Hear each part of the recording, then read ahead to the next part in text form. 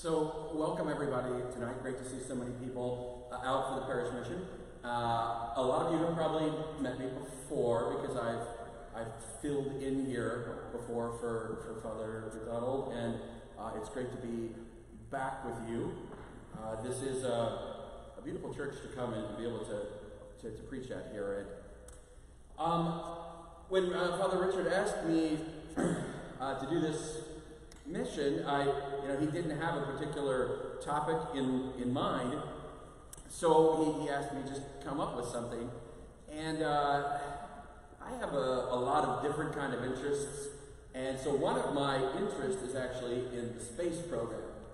So what I did was I put together a series of 3 talks over the next 3 nights that will focus on our faith, of course, but in the context of the 50th anniversary of the Apollo 11 moon landing, which will happen July 20th this summer. It'll have been 50 years.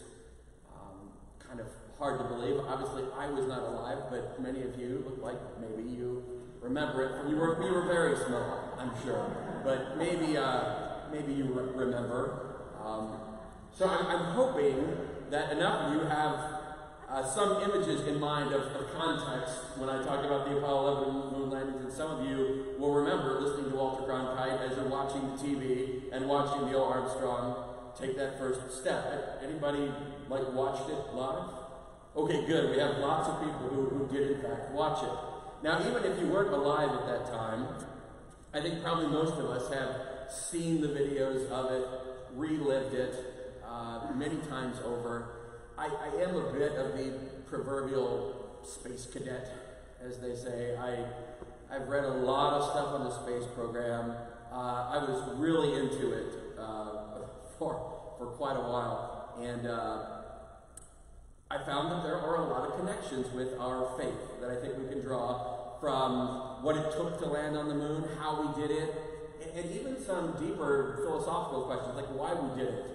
And what does it even mean? And should we have done it? And why haven't we gone back? So the way I've designed this mission will be that over the course of the next 3 nights, I've designed 3 talks, and there are 3 questions really. Tonight you see the question we're going to ask is where. Then we're going to look at why and how. And I'm going to talk for probably not a whole hour. But then we scheduled the church till 8:30 because I like to take questions. So at the end, when I'm done talking, we're going to take some questions, and you can ask things about the church, scripture, whatever, or you can ask things about NASA. I'm not sure which I know more about. Although I will say, as I was preparing this talk, I realized it's been a while since I read a lot of my space books. I went to canon law school in between there, and somehow I filled my head with a bunch of church law stuff, and I lost some of my key dates on space program. I used to know the astronauts' birthdays and things like that.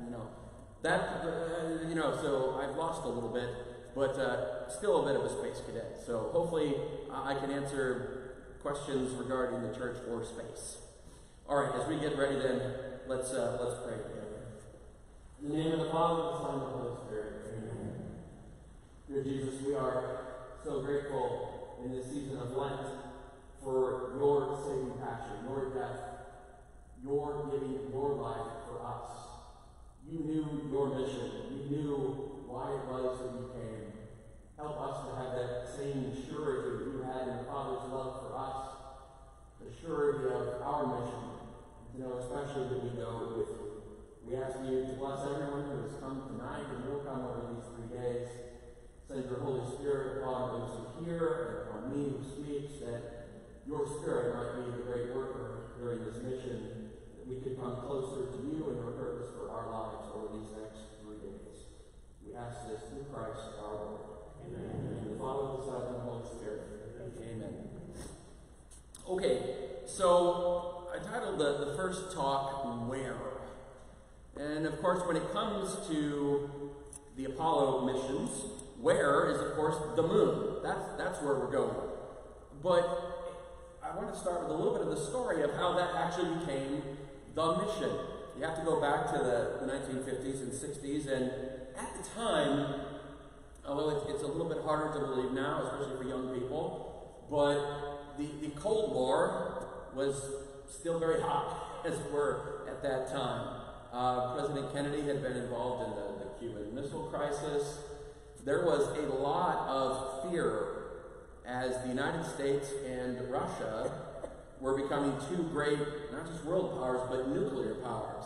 A lot of technology had been developed during the Second World War, including by a man named Wernher von Braun, a German rocket scientist who kind of invented rocketry. He intended to use rocketry for peaceful purposes, but during the Second World War, the Germans used him to create the famous V-1, V-2 rockets that were constantly being launched over into London. This was not what Wernher von Braun had in mind, but ultimately a lot of this technology that was being developed in the 40s during World War II got used for military purposes. And so into the 50s now, there's a great fear.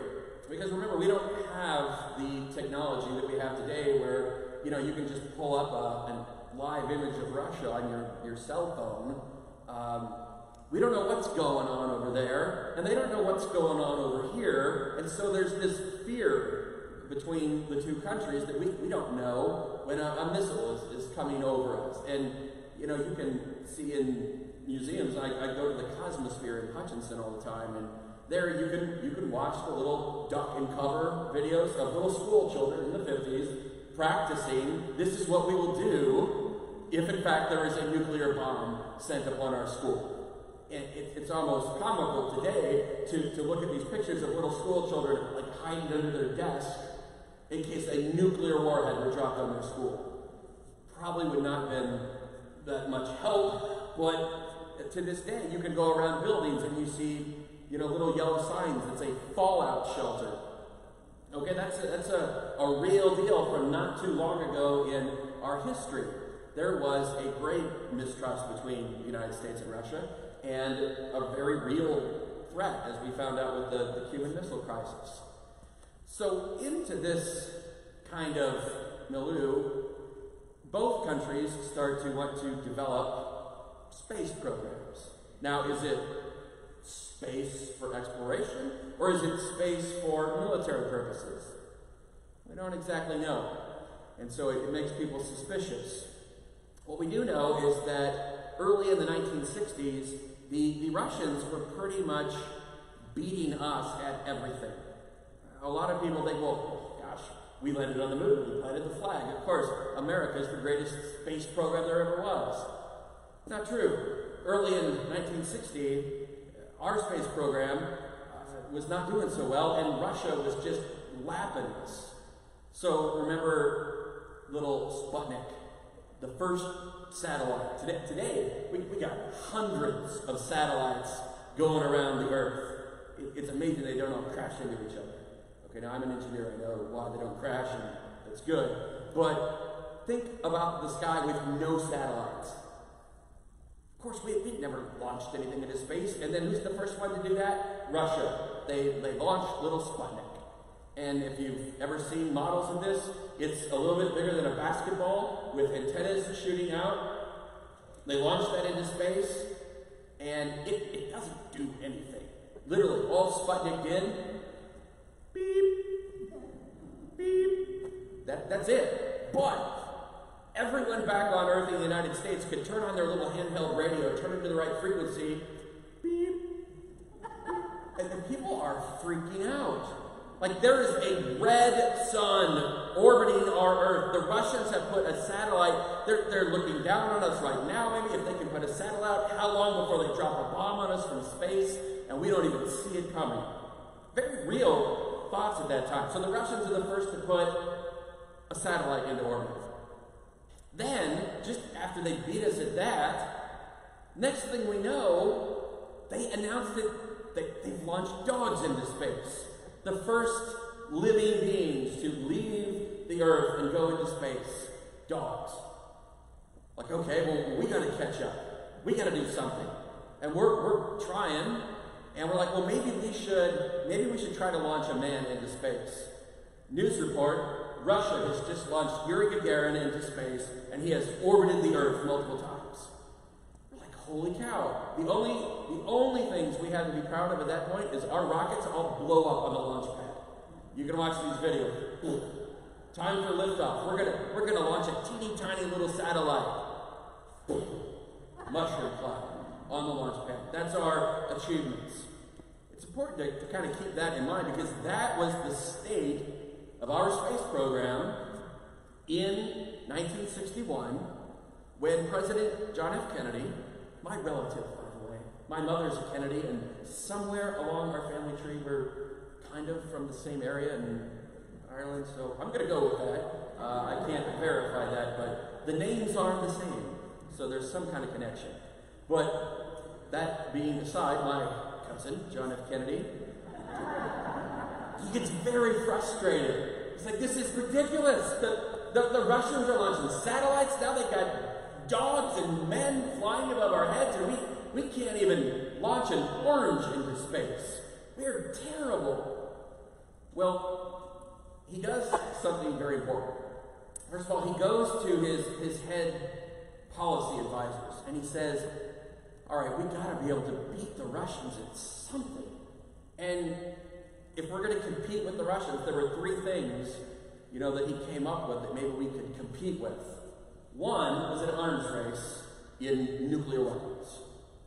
Now, we probably could win that. We thought we had more nuclear weapons than they did, but we weren't sure. But okay, we could have an arms race and win militarily. Or we could try to compete peacefully with Russia in commerce, in business. We would come up with a better financial system, and we would beat them that way. Okay, well, we might could do that, but it'd be hard to know when we had done it, and how do you even measure that? And there's no real rah-rah about that. Third idea was, well, maybe we could engage the Russians in a competition of technology, kind of a battle of ideas. And this is one where we thought maybe we could win. So after all these problems with Russian firsts, Kennedy finally goes to his science people and he says, is there anything in our space program that we could actually be first at? We are getting beat at everything. What can we be first at? And they said, well, probably, maybe we could orbit the moon. Like, okay, that's good. We can be the first people to fly around the moon. Now, Russians haven't done that yet. We should do that. How long will it take? Well, 10 years? We don't know. I mean, we haven't really launched anything, if you haven't noticed. So maybe 10 years? It's like, okay. Well, if we're going to go all the way to the moon, we should probably land there too. It's like, whoa, no. That's a whole nother ball game there. Go to the moon, that's hard enough, but land on it, we can't do that.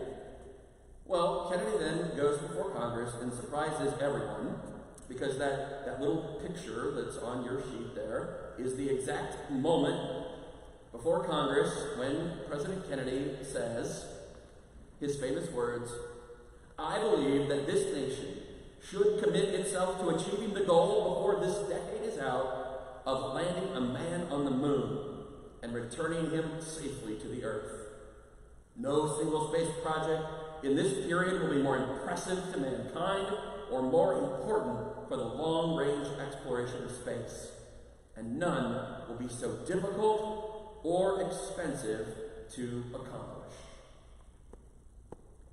We should go land on the moon. And not just land a man on the moon and bring him safely back home. That's an incredible, bold goal that President Kennedy set out. All that kind of warm-up stuff I gave. We hadn't done anything at that point. And he's saying, within 10 years, this is 1961, he's saying by 1969, we are going to land a man on the moon and bring him back.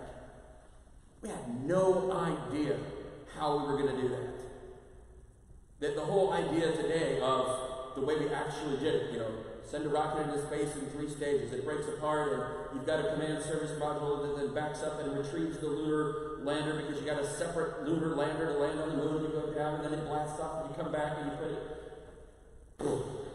No idea. All Kennedy said was, we're going to the moon.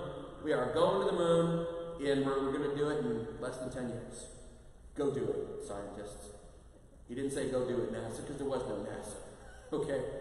Because the next quote is from 1962 when he actually creates NASA.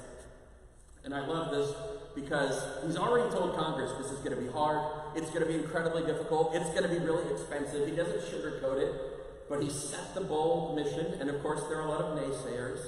So speaking at Rice University in 1962 at the establishment of NASA, he says these famous words: "We choose to go to the moon. We choose to go to the moon in this decade and do the other things, not because they're easy, but because they are hard. Because that goal will serve to organize and measure the best of our energies and skills.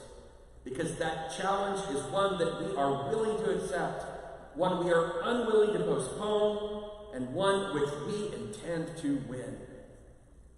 Wow. It's great to hear a leader speak like that. Bold, challenging, not sugarcoating. "Oh, this will be fun. Don't worry, it'll be easy. No, money, we'll find money somewhere." No, it's going to be hard. And I love it. I've watched that clip of the video all the "We choose to go to the moon, not because it is easy, but because it is hard." Oh, it's great. I'd love to be able to say that. Challenge us. Let's do it because it's hard. That's a great reason to do it. It's kind of a manly kind of thing to say, to put that challenge out. But notice what this did. By creating the goal, the where part of the question, where are we going? We're going to the moon. When are we going to do it? We're going to do it by 1969. Holy cow. All right, and notice, we just announced that to the whole world. Now, all this stuff the Russians did, the little secret behind the scenes is, of course, they didn't tell anybody what they were doing. They just announced it when they succeeded. Now that we know more about the history, they had all kinds of failures. But they weren't telling the world. They would just announce, "Hey, look up, there's a satellite there." Didn't tell you about all the things that they had blow up. "Hey, Yuri Gagarin, he's up there, came back safe." They didn't announce that he was going. They didn't announce he was up there. They waited till he was already back safe, paraded him around, and said, "Here he is, he did it." We said ahead of time to the whole world, this is what we're going to do. Everybody would know if we succeeded. Everybody would know if we failed. Now, this setting of a goal, then, this is where we maybe kind of shift to our faith a little bit. This idea that we should have a goal, a mission, then, to achieve that goal. Here's what the goal of Kennedy did for the space program. All along, they had to make decisions based on the goal as to how they would do things. For instance, I mentioned that Russia sent dogs into space first. Well, originally they thought, okay, if we're going to go to the moon, we probably have to send like 50 missions with dogs first. Well, okay, if your goal that is clear, it's measurable and attainable and time-bound, if your goal says we have to be there by 1969, you can say, okay, this idea to send 50 dogs first, that's really cool. Dogs would have a great day in space. But we can't do that. We don't have enough time to send 50 dogs. So we didn't do that because we knew our goal. It was clear, and so everything had to fit the goal. It meant over and over that because we had a clear goal, it ordered all of our decisions, trade-offs here and there, risks that we had to take in order to make that goal. I wonder if we have that kind of goal for our life. Is there something that we can look at in our life and say that that goal, that mission is so important that every decision I make, I have to order to that goal? Do I do this or do I not? Well, preview, our goal is ultimately heaven. So theoretically, if we could have it that clear in our lives, the way it ordered NASA, well, we'd be able to look at every decision in our lives and say, okay, not like sending 50 dogs to space, but do I take that job? Do I go to daily Mass? I don't know. Do I skip Mass on Sunday? Some bigger, some lesser decisions, but everything's got to be, does this help me get to heaven or not? Am I more likely to end up in heaven because of this choice? Will I achieve my goal of being closer to God, getting my family and myself to heaven if I choose this?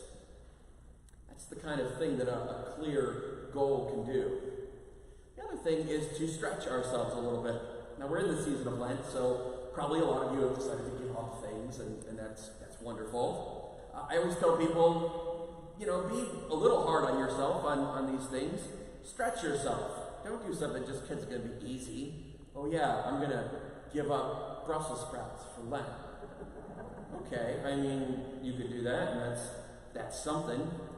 No, don't do that. Give up something you know is going to be hard. Not because it's easy, but because it is hard. That's how we choose the things that we'll do.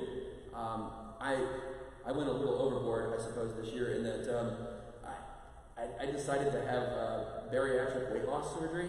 So when people ask me what I gave up for Lent, I'm about to give up like 80% of my stomach.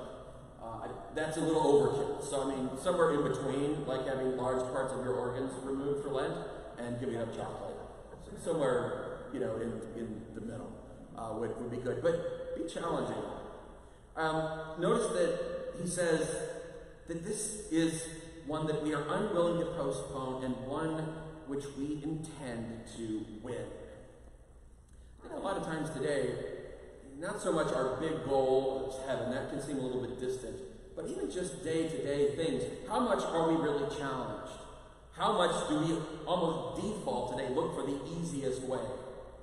I mean, I don't want to, all right, any younger, we have some young kids, are characterizing very generally in a very kind of biased sort of way. I'll say I saw it on the internet, okay? Millennials. We can make fun of the millennial generation a little bit, but okay, fine. I'm not one of them, so I can make fun of them.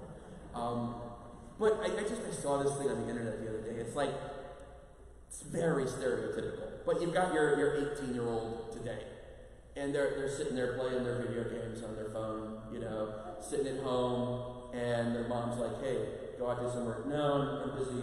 I can't save this game right now like that. And then it shows like 18-year-olds from the 40s, and they're like storming the beaches of Normandy, And every time I have a funeral for one of those guys of the greatest generation who literally did storm the beaches of Normandy, you just wonder, what the heck happened?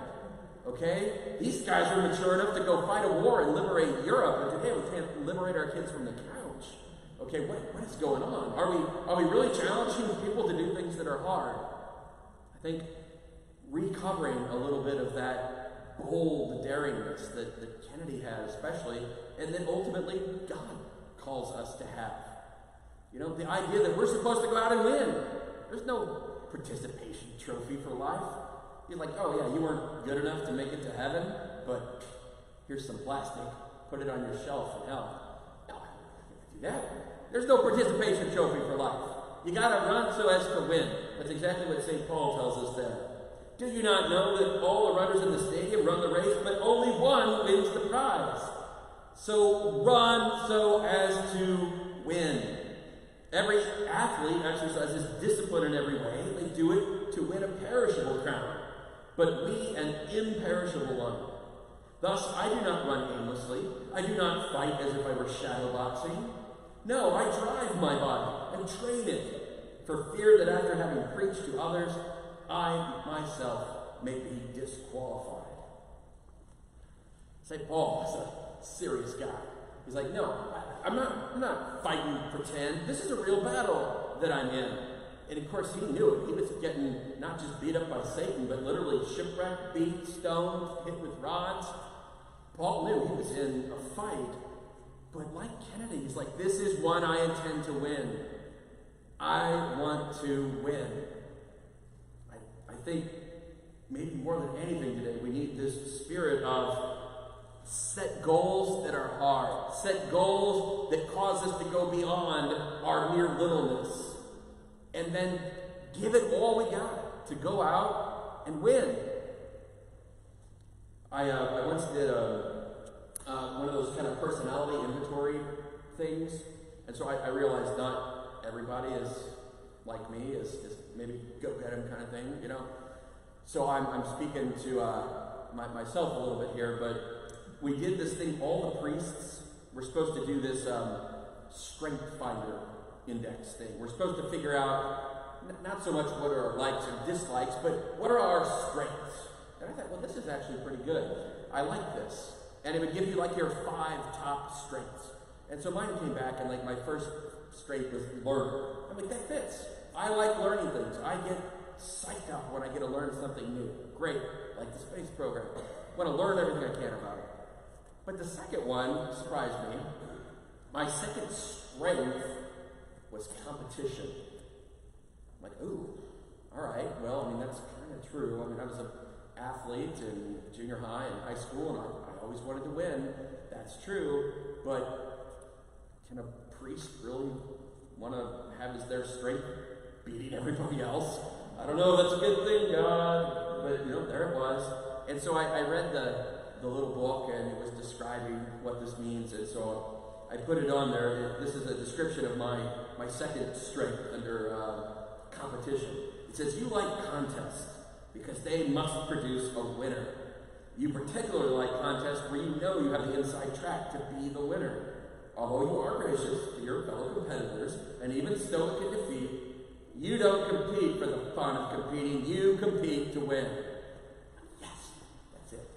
Now, I've actually maybe mellowed out a little bit since then, but I think maybe all of us, especially when it comes to our faith, could use a little bit more of this attitude that, okay, it's not enough just to show up and go through the motions and, hey, I go to Mass on Sunday, I'm a pretty good person. No, our Christian brothers and sisters at the beginning of the church were literally, if I go to Mass this Sunday, somebody may kill me. Do we really have that kind of faith? That I'm like, yes, I believe this so much that I'm going to fight to the death for it. Now, we're lucky in this country that it doesn't normally come to that, but it may soon.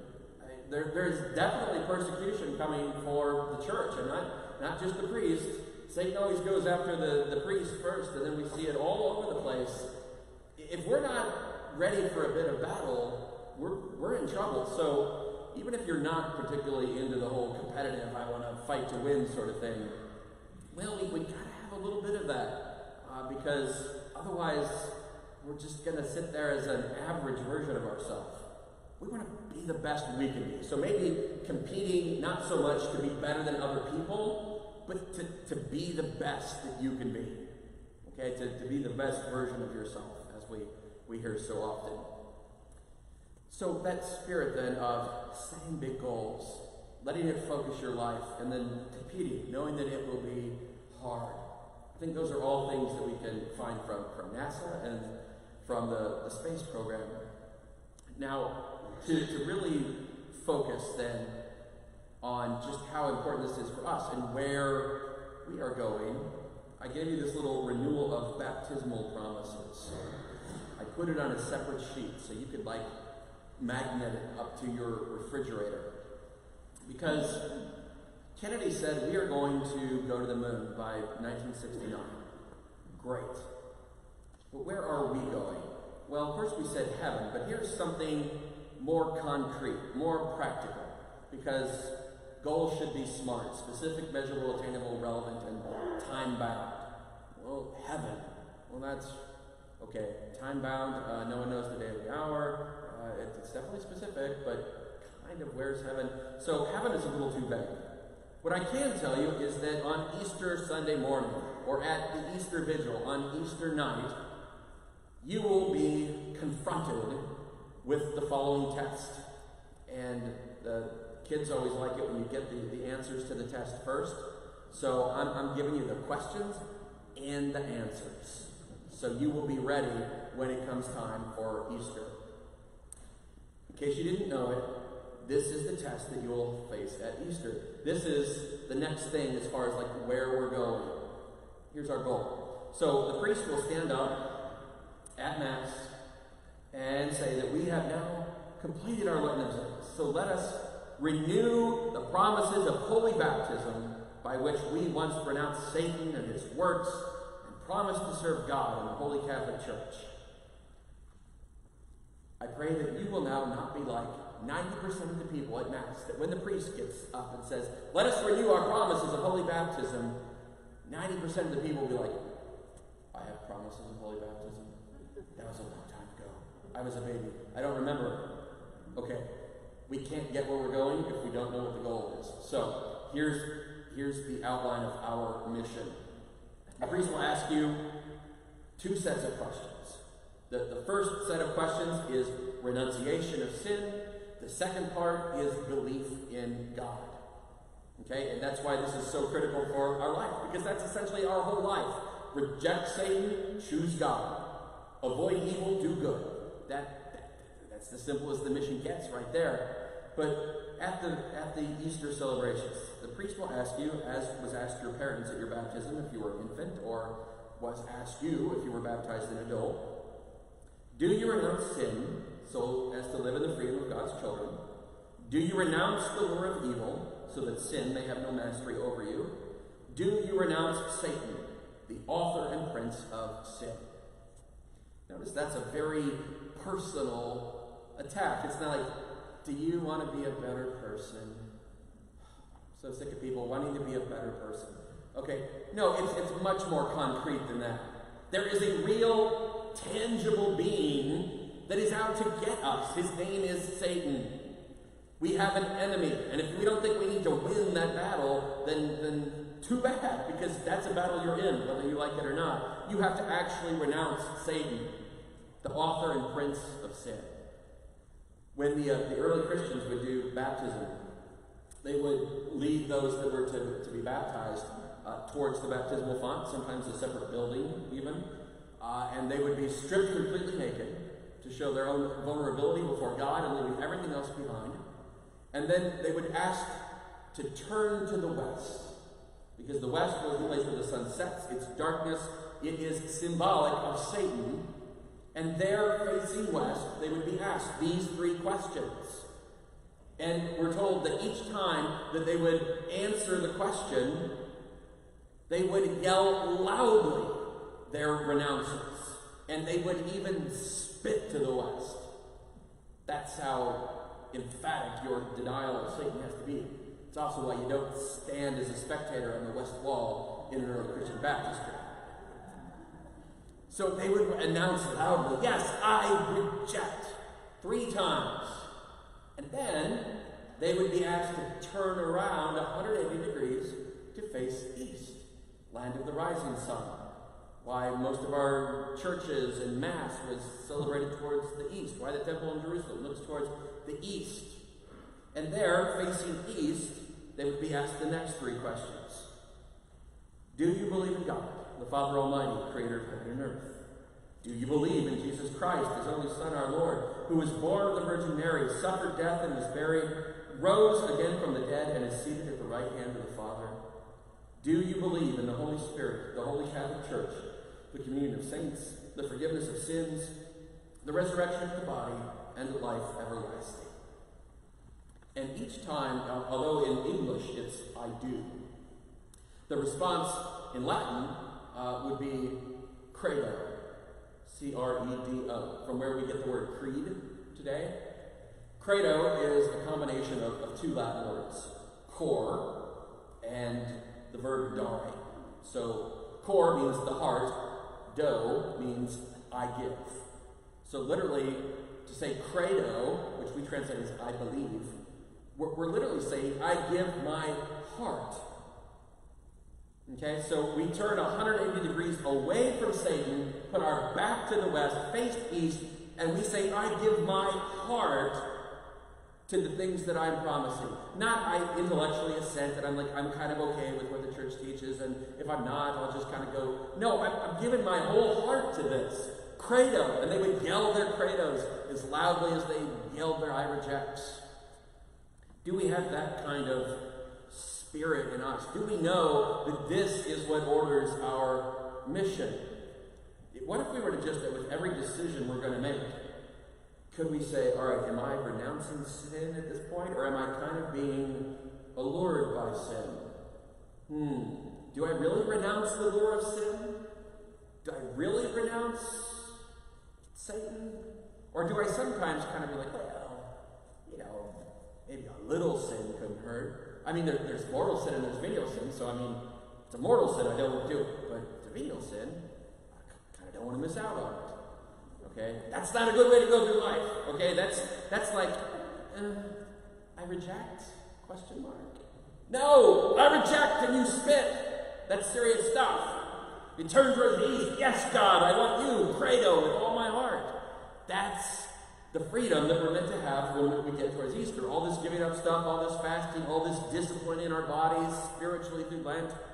It's meant to make us free so we can really say at Easter, yes, I reject Satan. I'm not perfect and I'm not going to do it perfect, but I reject Satan. And yes, God, I want you. I give my heart to you, weak and pathetic little human being that I am, not in control of myself in so many ways. I still give my heart to you.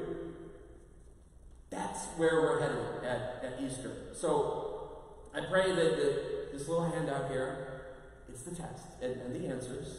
The answer is I do, which is fine. Just yell it loudly at Easter. Don't spit on your neighbor, but have some gusto in it, that you know what you're doing, that you know you're in a fight and you intend to win. Because this is not easy. But we don't do it because it's easy. We do it because it's hard. To kind of tie that up then, it's a little bit about what we call mission. That, okay, I'm going to avoid evil, I'm going to choose God, but then I've got, like, my mission. The mission that Kennedy gave was, we're going to the moon by 1969. It ordered everything. People ask, well, what's the point? What's the purpose? And tomorrow we're going to talk a little bit more about that, but Wernher von Braun, the rocket scientist that I mentioned, he says in there, I gave you a short little quote. People kept asking him, why go to the moon? It's a rock. It floats up there. What are we going to do? We're going to go pick up rocks? Why do that? What is the purpose? He said, well, what's the purpose of a newborn baby? You find out in time. Put it in biblical context. God, before I formed you in the womb, I knew you. Before you were born, I consecrated you. We have been created by God for a certain mission. And I put the quote down there from John Henry Cardinal Newman, one that very much has inspired me in my life. God has created me to do him some definite service. He has committed to me some work which he has not committed to another. I have my mission. I may never know it in this life, but I shall be told it in the next. Wow. I remember the first time I ever heard that. I was at the St. Lawrence Center in Lawrence as a college student, and Monsignor Vince Crisci, Father Vince at the time, got up and gave all of us that quote. And that part about, I've got a mission that's uniquely mine, and I'm going to be told it in the next life? Wow. I knew I did not want to stand before God and be told my mission. And I'm like, oh, darn it. That's what I was supposed to do. My life was actually supposed to be about something. I could have been somebody. I could have been a contender. No, I didn't want God giving me movie quotes in heaven either. But speaking of movie quotes, I had to throw in there the famous Elwood Blues. We're on a mission from God. You familiar with the Blues Brothers? If not, I offer that to you for your Lenten observances. The Blues Brothers would be a great one. But talk about being mission. Everywhere they go, they're like, why do we do this? And they do crazy stuff. But they do all kinds of stuff. Why are we doing it? We're on a mission from God. And then they complete their mission in an incredible sort of special effects and extras scene driving through Chicago. Definitely watch that movie. They knew what they were about. Okay, Jake and Elwood Blues. I mean, they may not be saints, but they definitely knew what their goal was and what they were about. They were going to help poor little kids and save a home. So we pray that we would know what our mission is too, because that is what's going to order everything in our life. Our baptismal promises give us the direction. Our mission helps order where we're going. Now, one of the things that stands in the way, I think, of us achieving our mission is that we tend to not only not to actually strive for greatness, but every time we get the idea that I'd like to do something great, like go to the moon, okay, somebody says, you can't do that. No, that's a stupid goal. You'll never achieve that. Lots of people told John F. Kennedy, no. We could orbit them. We can't land on the moon. Like, we don't even have what we need. He's like, I don't care, that's the goal. And in the end, it's true. We didn't have any way to get there. We didn't know how we would land. There are all kinds of things we didn't know that we needed, and we invented them because we needed it. So many things that we have today that advanced in technology because we went to the moon. We had to invent a computer that would fit not in a whole room, but in a little spacecraft. Now there's more power in your little watch than there ever was in any of the spacecrafts. But why do we need a computer that's not in a room? We got to go to the moon. Okay. Why do we need to learn to make fuel lighter and more efficient? You got to take it to the moon. So a lot of our technology developed because we had to.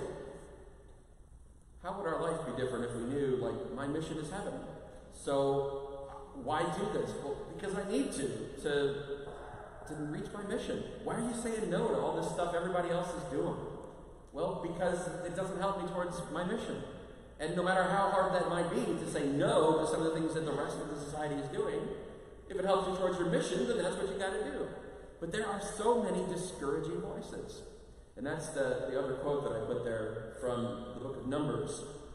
This happens right after the Israelites have crossed the Red Sea. They've seen God's miracles. Of course, they disobeyed them, so they have wandered in the wilderness for 40 years, but they are finally at the Promised Land. They are about to achieve their mission. Their mission was to make it to the Promised Land, and they're almost there. They are on the doorstep of the Promised Land, and there they are. And so they're going to send scouts out to reconnoiter the land, to, scope it out, see who's there, what's going on. And so they send 12 guys to go look into the Holy Land and see what is going on. They come back, and they told Moses, we went into the land which you sent us. It does indeed flow with milk and honey. God said so. Surprise. And here is its fruit. They brought back a bunch of grapes. However, the people who are living in the land are fierce, and the towns are fortified and very strong. Besides, we saw descendants of the Anakim there, giants. Amalekites live in the region of the Negev. Hittites, Jebusites, and Amorites dwell in the highlands, and Canaanites along the seacoast and the banks of the Jordan. So that they're painting a pretty dismal picture. Caleb, however, to quiet the people toward Moses, said, we ought to go up and seize the land, for we can certainly do so. But the men who had gone up with him said, we cannot attack these people. They are too strong for us. So they spread discouraging reports among the Israelites about the land they had scoured. How many times do you maybe get a little inspiration to say, you know what, we could do better.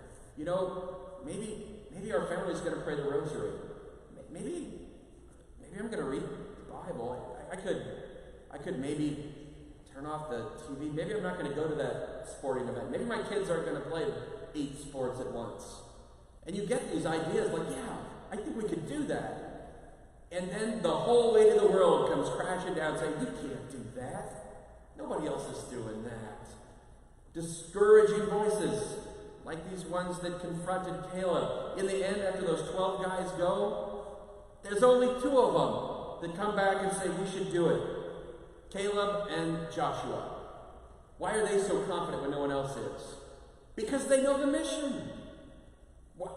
Land flowing with milk and honey. Wow, that's a surprise. No, it's not. God told them, I will lead you into a land flowing with milk and honey. God said so. That's why Joshua and Caleb are so confident. They know that they're on a mission from God. He told them this. So they get there and it's like, okay, there's people living there and it looks like they're strong. I don't know. Unplanned. But God said it, so let's do it. I mean, we don't know how it will work. Just like Kennedy said, we're going to go to the moon. How are we going to do that? I don't know, but that's what we're going to do. God said, go take the promised land. Yeah, but there's like giants there and like other people we don't know, and they look kind of dangerous and mean. Maybe we should just live in the wilderness our lives. No! Get in there and do what God told you to do. Be courageous. You gotta fight, then fight, but fight so as to win. And ultimately, of course, they do go in, and God fights all their battles for them, and they win all the battles, and they almost take over the promised land. The only places they don't take over is because they're too big of wimps, and they start intermarrying and all kinds of things against God's plan.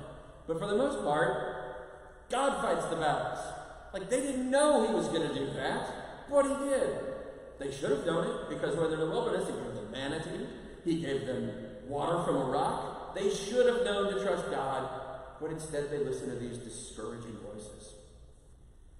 Pray that through our 3 nights that we have here, that you would maybe get some inspiration from the space program. One reason I love it so much is it does inspire me. I still go out and I look up at the moon and am astounded to think, we walked on that. 12 people walked on that. Like, I've met some of them. I've talked with them. Like, here's somebody who walked on the moon. Okay, that is inspiring. We've got to tell that story to inspire our young people. When I was growing up, you ask a school kid, what do you want to be when you grow up? A lot of people said, I want to be an astronaut. Now you ask kids, what do you want to be? I want to be a video game designer. Okay. Or I want to be an NFL player. Okay. Nice. Not necessarily attainable. Not very likely. Not even all that lofty in some cases. I wish we had more people who want to be astronauts. But more than that, I wish we had more people that just want to be saints. That's the best thing you could ever hope to be. Be a great saint, because there ain't nothing else. You're either a saint in heaven or you're in hell. That's how serious the fight is. So if that's it, then we got to fight so as to win. Close tonight, I left you that last picture. That is a picture of a Saturn V rocket. This is actually Apollo 17, so not Apollo 11, but Apollo 17, sitting on the launch pad at night. And that little round thing to the right of it is the moon. Pretty amazing. The only part of that rocket that actually goes to the moon is the teeniest part on top. You see the little needle thing sticking out. That's the top of the launch escape system in case they got a jettison from a bad launch.